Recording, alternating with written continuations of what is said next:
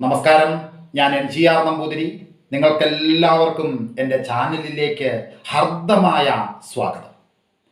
ഇതുവരെ ഞാൻ പറഞ്ഞ എല്ലാ കഥകളും കഥാപ്രേമികളായ നിങ്ങൾക്ക് ഒരുപാട് ഇഷ്ടമായി എന്ന വിശ്വാസത്തോടെ വിക്രമാദിത്യ കഥയിലെ ഭോജരാജാവിനോട് എട്ടാമത്തെ പ്രതിമയായ രതിറാണി എന്ന പേരുള്ള സാലഭഞ്ചിക പറഞ്ഞ കഥയുടെ മൂന്നാം ഭാഗത്തിലേക്ക് എല്ലാവർക്കും എൻ്റെ ഹർദവമായ സ്വാഗതം.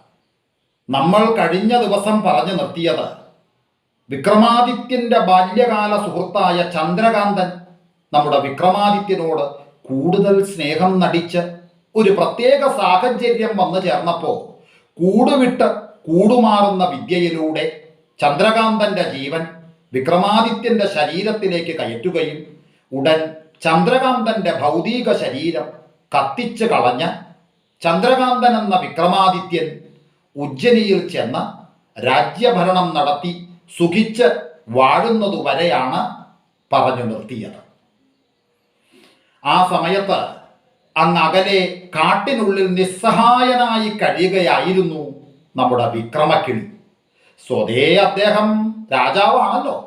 അതിനാൽ ഏതാനും ദിവസങ്ങൾക്കുള്ളിൽ കിളികളുടെ ആ നേതൃത്വ സ്ഥാനം നമ്മുടെ വിക്രമക്കിളിക്ക് കിട്ടി. നേതാവ് ഉൾപ്പെടെ 1000 കിളികൾ ഉണ്ടായിരുന്നു അവരുടെ കൂട്ടത്തിൽ. അങ്ങനെ ഒരു ദിവസം നേതാവും അനുയായികളും കൂടി കാട്ടിൽ പറന്നു നടക്കുമ്പോൾ നിലത്ത് കുറേയേറെ പഴങ്ങൾ നിരന്ന് കിടക്കുന്നത് കണ്ടു.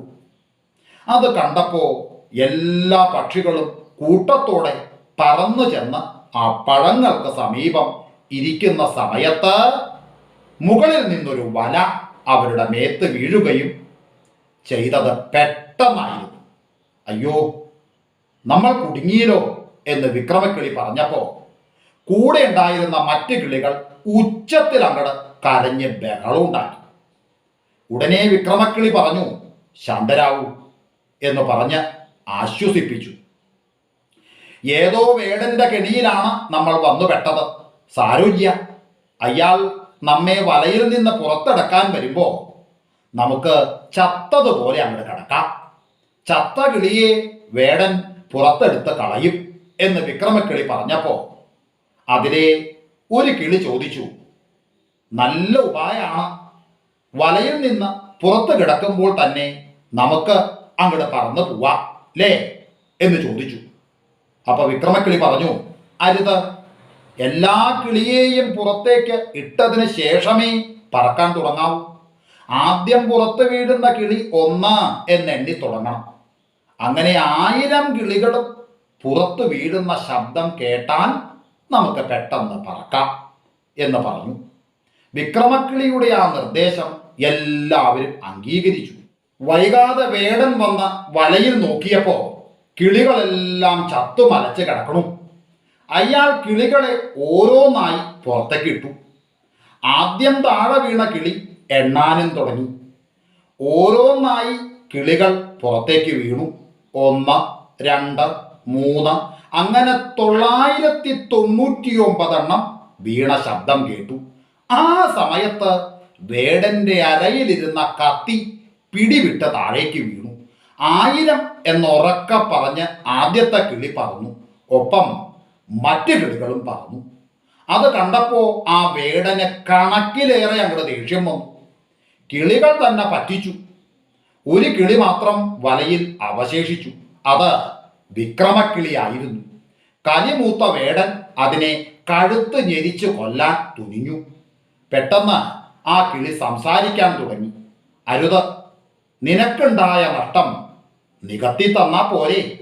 നീ എന്നെ അങ്ങാടിയിൽ കൊണ്ട് വിൽക്കണം.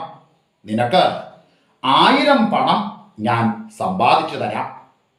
ഹേ, കിളി സംസാരിക്കുന്നത് കേട്ടപ്പോ വേടൻ അത്ഭുതമായി. അയാൾ കിളിയെ ഒരു കൂട്ടിലടച്ച് വേഗം ചന്തയിലെത്തി.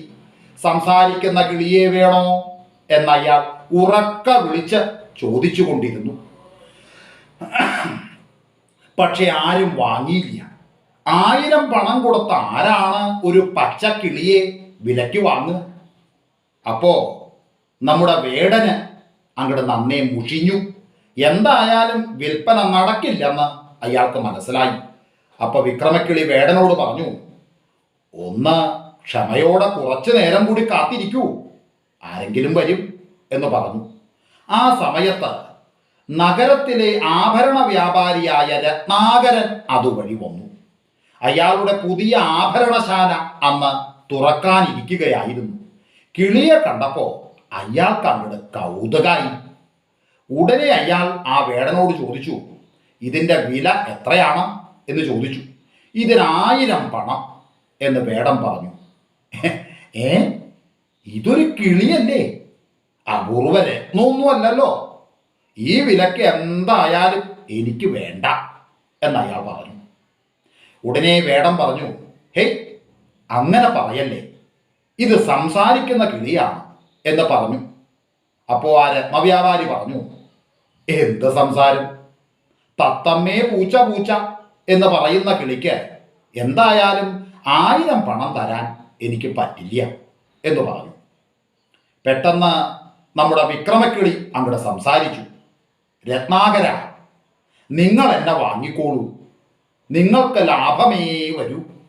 പുതിയ കടയുടെ മുന്നിൽ ഒരു കൂടുണ്ടാക്കി എന്നെ തൂക്കിയിട്ടാൽ മതി, കച്ചവടം ഞാൻ നടത്തിക്കോളാം എന്ന് പറഞ്ഞു.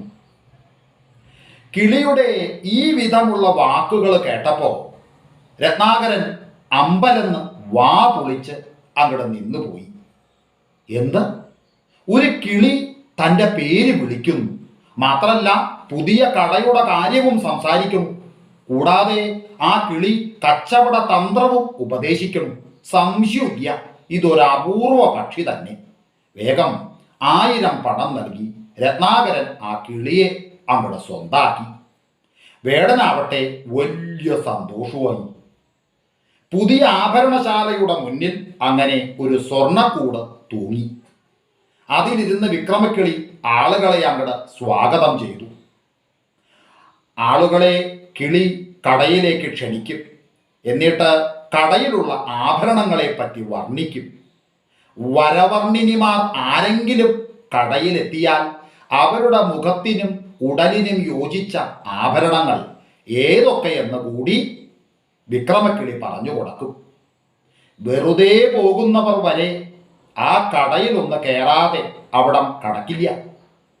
കയറി ചെന്നവർ എന്തെങ്കിലും വാങ്ങാതെ മടങ്ങാറില്ല. എന്തിനധികം പറയണു, രത്നാകരൻ്റെ കടയിൽ തിരക്കൊഴിഞ്ഞിട്ട് നേരൂല്ല. അയാളുടെ പണപ്പെട്ടി അങ്ങോട്ട് നിറഞ്ഞ കവിയാനും തുടങ്ങി. ഏത് പ്രശ്നത്തിനും കിളി പരിഹാരം ഉണ്ടാക്കും, ഏത് ചോദ്യത്തിനും ഉത്തരവും നൽകും.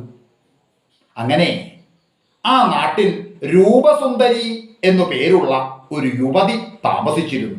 സൗന്ദര്യം ഉടലിലും അഹങ്കാരം ഉയിരിലും ഒരുപോലെ വഴിഞ്ഞൊഴുകിയിരുന്ന അവളെ ഒന്ന് നോക്കാൻ പോലും ആളുകൾക്ക് ഭയമായിരുന്നു.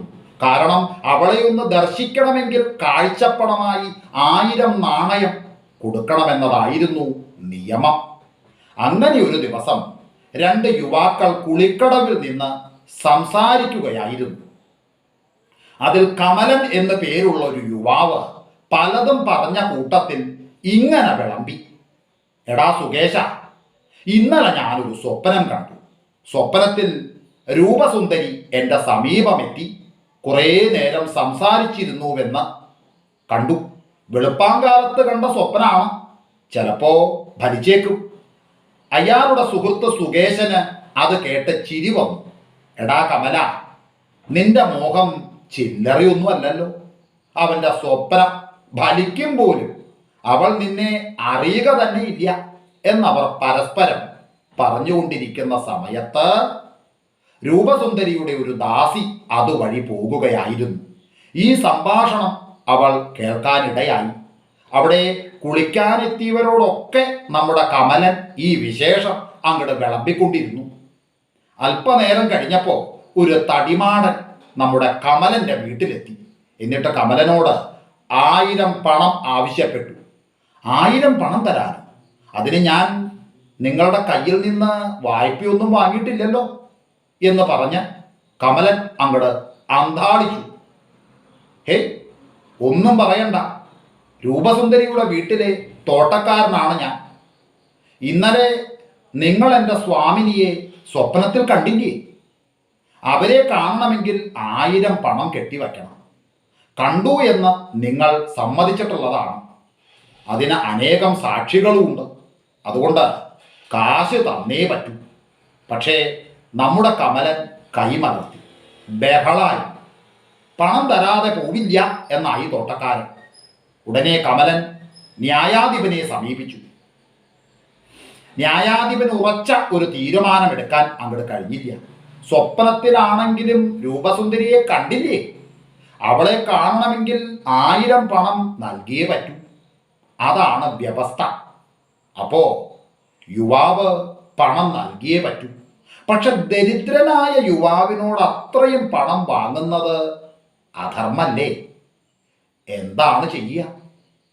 അതേസമയം രൂപസുന്ദരിയെപ്പോലുള്ള ഒരാളെ പിണക്കാനും ന്യായാധിപന് കഴിഞ്ഞില്ല. അപ്പോഴാണ് അയാൾ നമ്മുടെ വിക്രമക്കിളിയുടെ കാര്യം ഓർമ്മിച്ചത്. ന്യായാധിപതി കയ്യൊഴിഞ്ഞു. കിളിയെ സമീപിക്കാൻ അയാൾ അന്യായക്കാരനോട് പറഞ്ഞു. അങ്ങനെ വിക്രമക്കിളിയുടെ മുന്നിൽ പരാതി എത്തി. പരാതിയിൽ തീർപ്പ് കൽപ്പിക്കുന്നത് കാണാൻ രൂപസുന്ദരിയും പ്രത്യേക പല്ലക്കിൽ സ്ഥലത്തെത്തി. അവൾ മുഖം മറച്ചിരുന്നു. പക്ഷേ വാദം ശ്രദ്ധിച്ചു. കമലൻ എന്ന ദരിദ്ര യുവാവ് കരഞ്ഞുകൊണ്ട് തൻ്റെ കഥ അങ്ങോട്ട് വിവരിച്ചു. സ്വപ്നത്തിൽ ഞാൻ രൂപസുന്ദരിയെ കണ്ടു എന്നത് സത്യമാണ്. പക്ഷേ അതിനായി 1000 പണം നൽകാൻ എൻ്റെ കയ്യിലില്ല എന്ന് ആ യുവാവ് പറഞ്ഞപ്പോൾ രൂപസുന്ദരി പറഞ്ഞു, ഇയാൾ എന്നെ കാണുകയും സംസാരിക്കുകയും ചെയ്തിരിക്കുന്നു. വ്യവസ്ഥയനുസരിച്ച് തനിക്ക് പണം കിട്ടിയേ തീരൂ എന്ന് രൂപസുന്ദരി വാദിച്ചു. ശരിയാണ്. സ്വപ്നത്തിൽ ദർശിച്ചതിന് തുല്യമായ രീതിയിൽ രൂപസുന്ദരിക്ക് പണം നൽകണം. അത് ഇവിടെ വച്ച് തന്നെ നൽകുകയും വേണം എന്ന് വിക്രമക്കിളി അങ്ങോട്ട് വിധി പറഞ്ഞു. രൂപസുന്ദരിയുടെ ആളുകൾ ജയഭേരി മുഴക്കി. പക്ഷേ അവിടെ കൂടിയ 100 കണക്കിന് സാധാരണ ജനങ്ങൾ അങ്ങോട്ട് പരസ്പരം നോക്കി. ഇതെന്ത് ന്യായം എന്ന് പറഞ്ഞുകൊണ്ടിരുന്നു. ആ സമയത്ത് കടയുടമയായ രത്നവ്യാപാരിയോട് തൽക്കാലം 1000 പണം ഒരു കിഴിയിലാക്കി കൊണ്ടുവരാൻ കിളി ആവശ്യപ്പെട്ടു. ഒട്ടും താമസിക്കാതെ പണമെത്തി. എന്നിട്ട് കടയിൽ സ്ഥാപിച്ചിരുന്ന ഒരു വലിയ നിലക്കണ്ണാടിയുടെ മുന്നിൽ ആ കിഴി തൂക്കിയിടാനായിരുന്നു കിളിയുടെ അടുത്ത ആജ്ഞ. ഉടനെ പണക്കിഴി നിലക്കണ്ണാടിയുടെ മുന്നിൽ സ്ഥാപിക്കപ്പെട്ടു. നോക്കൂ, യുവാവ് സ്വപ്നത്തിൽ രൂപസുന്ദരിയെ കണ്ടു. അതിന് പ്രതിഫലമായി ആ കണ്ണാടിയിൽ കാണുന്ന പണം രൂപസുന്ദരിക്ക് എടുക്കാം എന്ന് വിക്രമക്കിളി പറഞ്ഞു. ഹേ, അതെങ്ങനെ? കണ്ണാടിയിൽ കാണുന്ന പ്രതിബിംബം സ്വന്തമാക്കാൻ പറ്റുമോ? അത് യഥാർത്ഥത്തിലുള്ളതല്ലല്ലോ എന്ന് രൂപസുന്ദരി കോപത്തോടെ ചോദിച്ചു. അതെ, അത് ശരിയാണ്. പക്ഷെ സ്വപ്നവും യഥാർത്ഥമല്ലല്ലോ. സ്വപ്നത്തിൽ കണ്ടതിന് പ്രതിഫലം പ്രതിബിംബം തന്നെ എന്ന് വിക്രമക്കിളി അങ്ങോട്ട് പ്രഖ്യാപിച്ചു. അവിടെ നിന്ന ജനക്കൂട്ടം ആശ്ചര്യത്തോടെ കിളിയെ നോക്കി.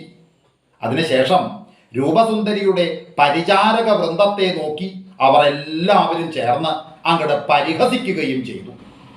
അതിനുശേഷം ആ യുവാവ് വിക്രമക്കിളിയെ താണ് തൊഴുതു. അപ്പൊ വിക്രമക്കിളി ആ യുവാവിനോട് പറഞ്ഞു, സ്വപ്നം കണ്ടോളൂ, അർത്ഥമുള്ള നല്ല സ്വപ്നങ്ങൾ കാണുക.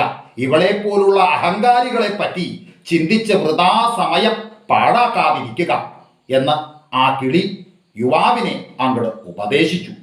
പൊതുജനമധ്യത്തിൽ താൻ അപമാനിക്കപ്പെട്ടതായി രൂപസുന്ദരിക്ക് തോന്നി. അവളുടെ കണ്ണുകളിൽ പകയുടെ കനൽ തിളങ്ങി. അല്പബുദ്ധിയും അല്പായസ്സുമായ പക്ഷി, മിണ്ടാനറിയാം എന്നതിൻ്റെ പേരിൽ മാത്രം നീ ഞെളിയണ്ട. ഇന്നു മുതൽ 7 ദിവസത്തിനകം നിന്റെ ചിറകും തൂവലും പറിച്ച് നിന്നെ ഞാൻ പൊരിച്ചു തിന്നും, നോക്കിക്കോ എന്നവൾ വെല്ലുവിളിച്ചു. ഇനിയും നിന്റെ അഹങ്കാരത്തിന് തെല്ലും കുറവില്ലല്ലോ. ഇപ്പോ നീ എൻ്റെ നേരെ തിരിഞ്ഞിരിക്കണം. നീ എന്നെ കൊന്നു തിന്നുമെന്നല്ലേ?